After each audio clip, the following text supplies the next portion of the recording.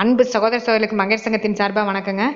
மாடி தோட்டத்தில் எவ்வளோ அழகாக ஒவ்வொரு தொட்டிலையும் 200-300 பூக்கள் மொட்டுக்களோட செந்தளிரோட இலைகள் நல்லா பசுமையாக வளர்ந்துருக்குதுன்னா அதுக்கு கொடுக்கக்கூடிய இயற்கை உரம் மட்டுமே. இந்த மாதிரி நீங்கள் வளர்த்தணும்னு நினச்சிங்கன்னா எங்கள் பேஜை மறக்காமல் ஃபாலோ பண்ணிக்கோங்க. இலைகள் பாருங்கள் அப்படியே பச்சை பசுமையாகவும் நிறைய செந்தளிர்கள் எடுத்து மொட்டுக்கள் நிறைய வைக்குங்க.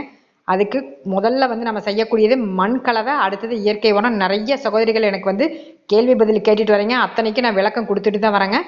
கண்டிப்பாக இயற்கை உரத்தை விட்டுட்டு செயற்கை உரத்துக்கு போகாதீங்க.